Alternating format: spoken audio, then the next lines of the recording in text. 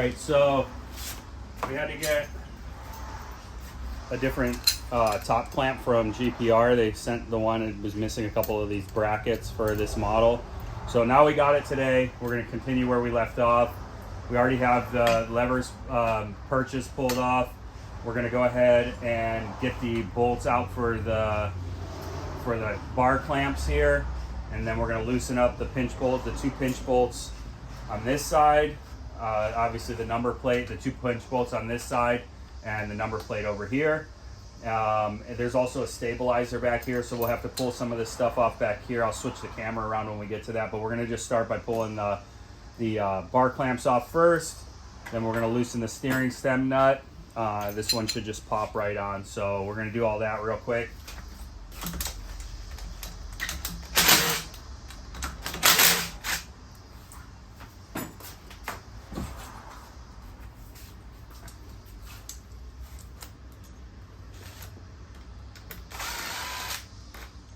And then the bolt down here, 17 millimeter.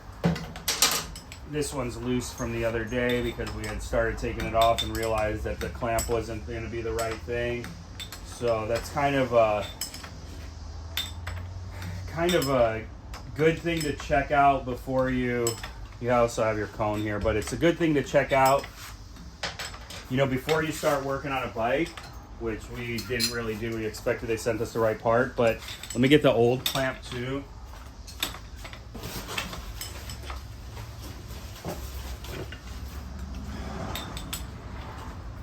So this is the one that they sent, and this is the one that we actually needed. So you can see we have a couple extra tab here and a tab here. This is to hold the number plate. We also have this bracket right here. This is actually what holds the odometer. And then also there's one in the center for the stock dampener, which we're not going to be using that. I don't recommend using that along with the GPR. So this will be the one that goes on there. So we're going to get everything off, and we'll throw this one on.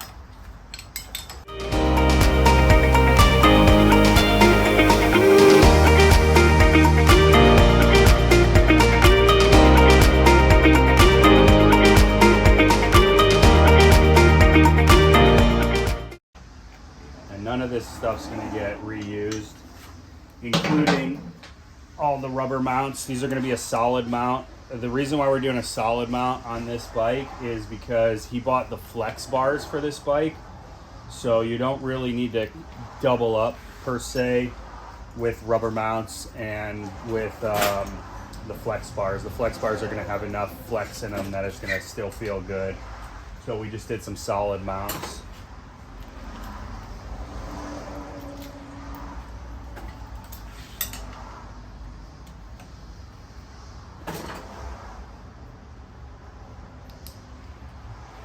I like to put everything back in order. That way when the customer picks it up, they can have it all in case they ever move back.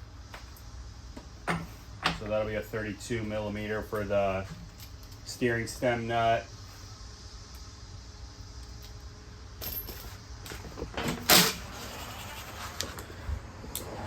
Nate's gonna start pulling off all the accessories here in the front.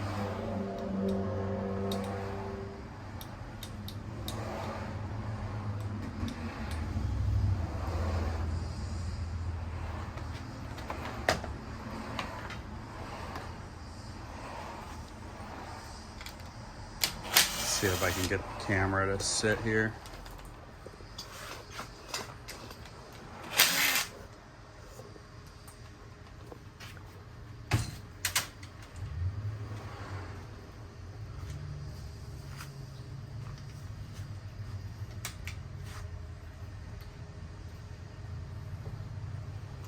Perfect, and then your stock dampeners right here. So that looks like 10 or 12. So we'll just pull that off.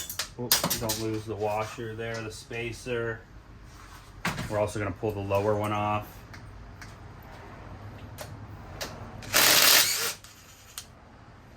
Looks like careful not to lose these spacers in case you ever decide to go back to stock setup.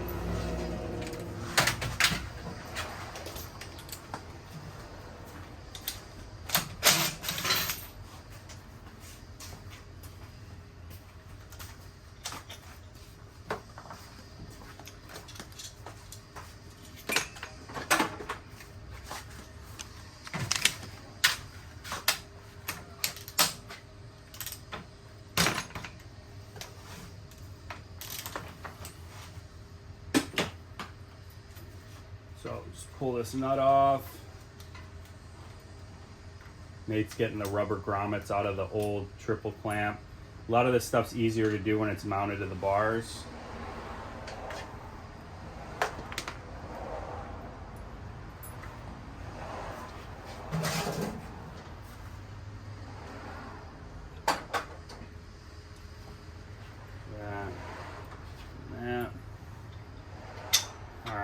So pinch bolts are going to stay in here because we got new ones with the GPR.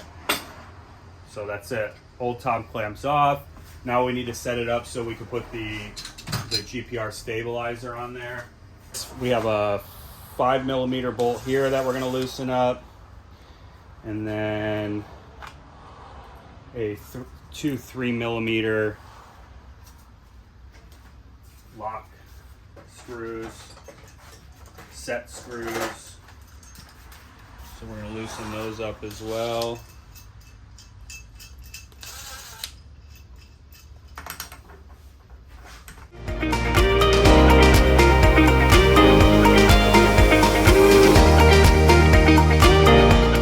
Pretty good. That's like even stable without tightening the bolts, but we're going to go ahead and we're going to tighten this with a long extension. So we're just going to use an extension here so that we can get in there without moving the forks out of the way.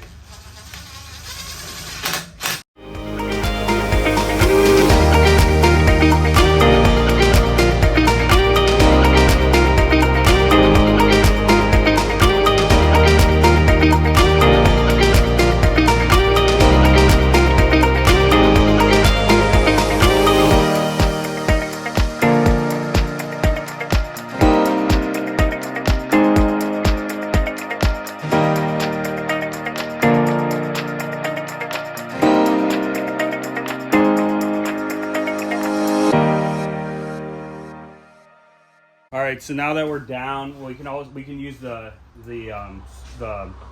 washer and the nut here just to make it get down the last little bit. But before we do that, let's make sure everything fits right here. So we've got a recess here in the bottom of our stabilizer, so that's going to fit over the over that. I'm wondering.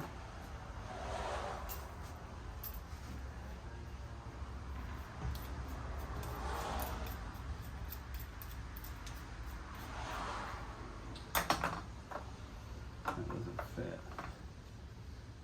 Wonder if we just don't use it. Wouldn't really make any sense, would it?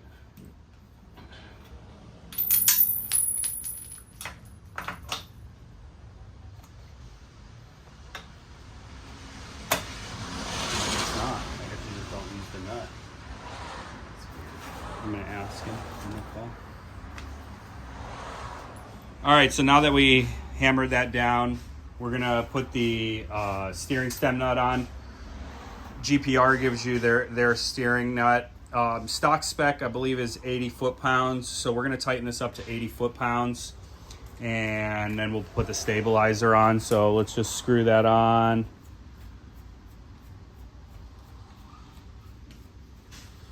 And Nate's gonna do the torque wrench to 80. So we won't be reusing the stock washer or nut.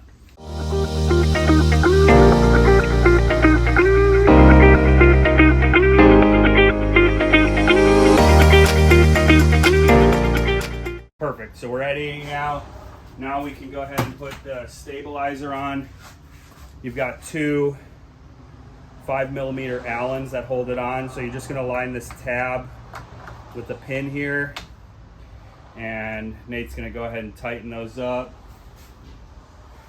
It's right here. Sorry, I'm gonna tighten them up. Oh, we need a longer one. So we're using a short stubby, but we need a longer one.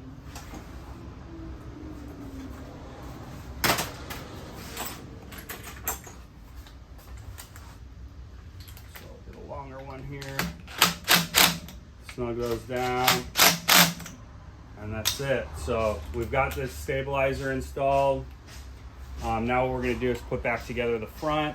So I'll bring the camera around. We lost our tab here, so we have to put that back in. Pinch bolts, Honda recommends 16 foot-pounds for these upper pinch bolts. So we'll hit those at 16 also.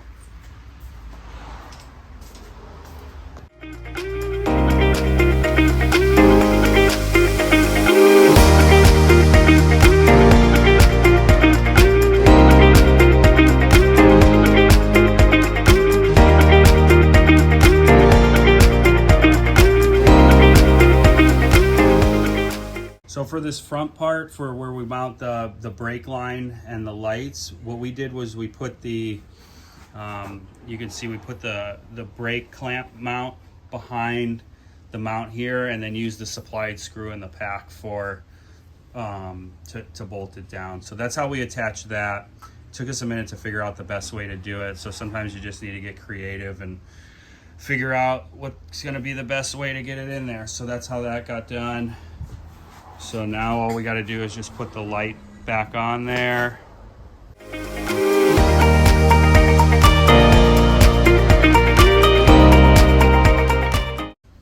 All right.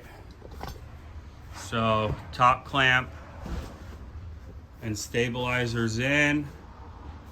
Looks really, really clean. It's gonna do really good in the Baja 1000, that's for sure. So now we're gonna put the flex bars on, and if you notice, GPR has multiple bar mounts. So you have a forward, a middle, and a rear setting, which you can't see. We went with the middle setting. This should be feeling good for the rider. If they want to change it, we can always move them around. So we're gonna go ahead and put the bars on now.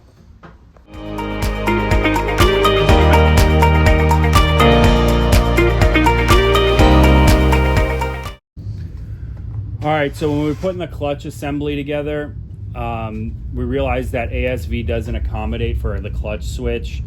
So what the clutch switch does is you got to pull your clutch in to get the bike to turn over. So the way that works is when your clutch switch is pulled in, your clutch lever is pulled in, this switch faces is opened up. So what happens is when the button is out, it's closing the circuit, and when you push it in, it actually opens the circuit. So what we're gonna do, we wanna make this look really clean. So I'm actually gonna snip off these wires here, and we'll put a little bit of electrical tape right here. And then what I'm gonna do is I'm gonna come up here, I'm gonna use one of our handy little connectors, and I'm just gonna splice in the two wires together. So what that's gonna do is always complete the circuit. So he's going to be without a clutch switch, which means, yes, he could start it in gear. However, hopefully he has enough experience that it doesn't really matter. But we don't have a spot for the clutch switch, so there's not really much else we can do. So we're going to go ahead and snip that off with some wire snippers. And I'll put a little piece of electrical tape right here to make sure that they don't get caught on anything. All right, so right now we're gonna put this connector on here. We're gonna connect the black and with the red tracer and the black with the brown tracer. These are really easy to put on. I use it when I'm splicing in wires. So basically all you do is just go through here and slide your wire in. There's two slots in there, so one for each wire, and then the metal piece will push it down and it'll connect them. So that's one side. We'll pull it through, and then we'll do the brown with black with the brown tracer right here. Sometimes when they're tight spaces, it's harder to get it in there, but it shouldn't be too hard. So now you see they're both in there. Now all you do is just take a pair of pliers. Sometimes needle nose are easier, but this is what I got handy, and just squeeze it together. And that will splice the wire right together. So now we have a connection between those two wires. Close it up, and that's it. You can put some electrical tape on it. In this situation, I'm probably going to wrap this with electrical tape since it is going to be a Baja bike and it has the potential to get wet. Install these Fasst Hand guards. So we're going to show you that real quick. Nate's just cutting the ends off of each of the grips so that we can get the pieces in that we need to get in there. All right, so Nate's putting his grip on this side. You can see he's got the compressed air in his hand there. So we're gonna kind of work as a team. It's a lot of the times it's easier to getting these on with two people. So he's gonna go ahead and stick the air in there. And we're gonna just go flush with the end. So, and then just rotate it so that your waffles are down, and he's gonna wipe off any excess glue that's on there. Now the tricky part with these hand guards, bark busters, is that the end of the bar needs to be tapped out. So basically we're gonna just get this started. Now they say, make sure you get it in there straight. Now they say that you can use a 11mm socket, but that didn't seem to fit onto the back of this for us. So this is kind of a pain in the ass, but it needs to be done to get those on there. So we'll make sure that it's pretty straight. So Nate's gonna wire these grips up. Basically what he did was cut a short piece of baling wire for the grips. It's kind of hard to see. Cut about that long, let's say 6 inches long.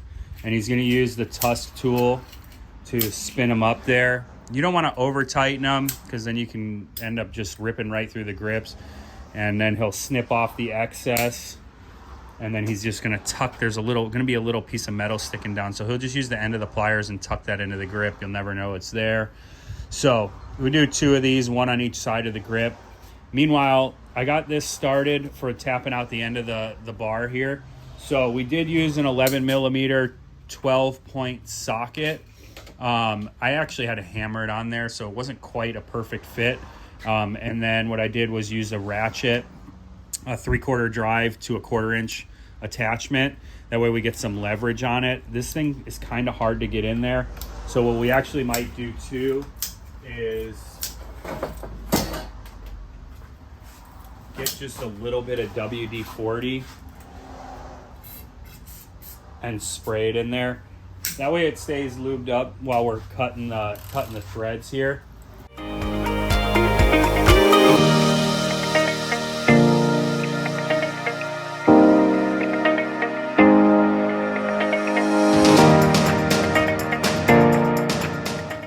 So this side should be good. Just clean some of that metal off there.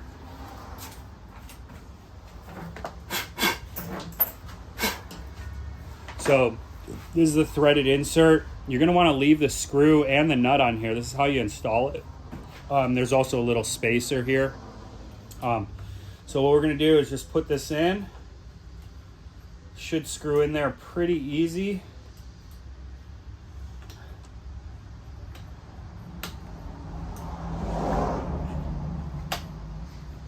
And we're gonna go all the way until it hits the spacer. That way it countersinks your threads. Then what we're gonna do is, I believe this is a 13mm, at least that's what they said, 12. So it's a 12mm. We're just gonna hold that and then unscrew the bolt here. So now this spacer actually just gets thrown away. We don't need that anymore.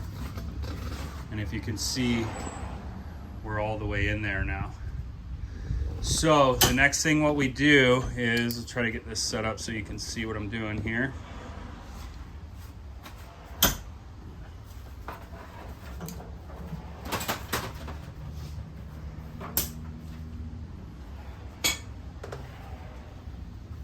So we have our bolt. This is gonna go here in the front.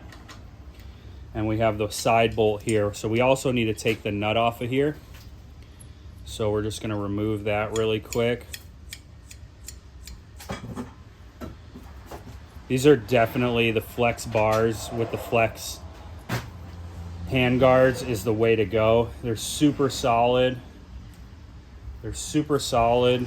They last a long time and they can definitely take some hits. So what we're gonna do is we're gonna go ahead and we're gonna put this on, and I'm just gonna put it in there really loose. And then we're gonna go up to the front. Now what we're gonna do is the spacer is gonna come off the bolt, and I can get this back up.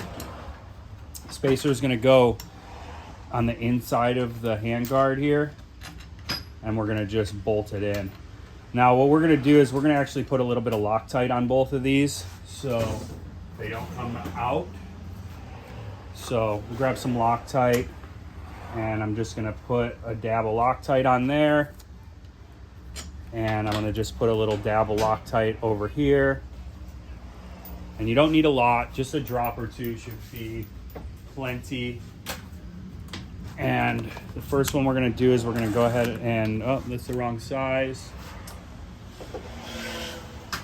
So I believe that's gonna be a 5mm and then a 6mm in the front. So we have a 5mm here. We're gonna go ahead and tighten that up.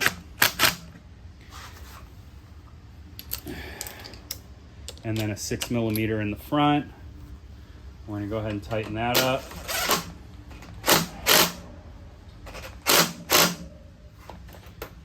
All right, and then we're gonna come back to the side and tighten this up one more time. And that's it, they're on there. So the last step is just to put the handguard on. These handguards, the end parts. We'll put the right one on here. Which one's gonna be the right one? So this is gonna be the left side, kind of comes up to cover your knuckles. So you have a little plastic bracket. This is gonna allow the screws to kind of countersink.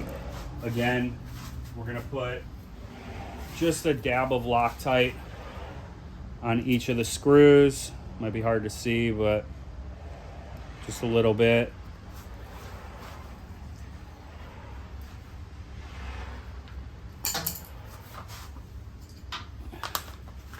And what I like to do is just set the screws through to hold them in place.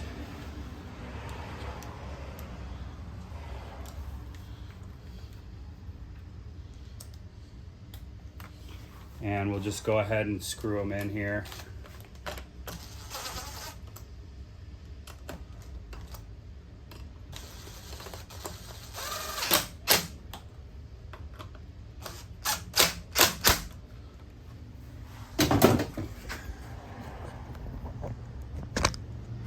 So that's it.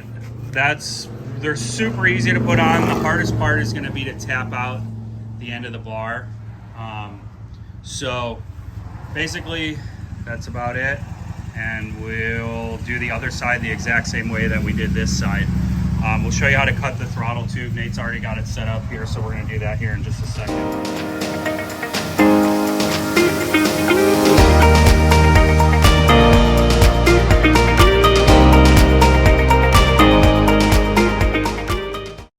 Little burr tool, get the rough edges. Careful, because this thing it's a little warm. It's not bad now, but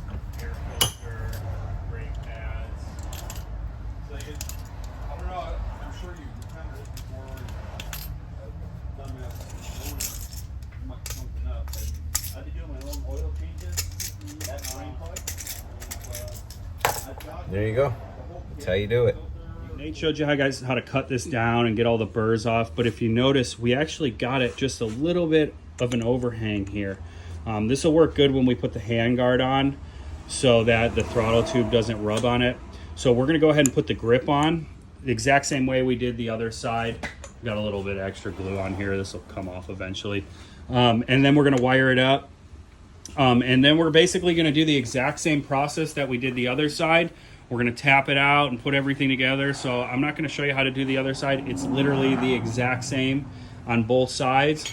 So we'll get that on, and then the last couple things we have to do is just put the tank on and hook up our radiator braces. For those of you that actually want to do it like we did, we actually use the radiator guards here in the front, and we were able to figure out a way to kind of manipulate this to get this to work also. So we're kind of doubled up on here. We kind of maneuvered it around the fan too as well. So this is going to give him some serious protection if he drops the bike. He's not going to have to worry about his radiator getting bent or broken. So, but yeah, basically this bike's just about done. We did quite a bit of stuff on here.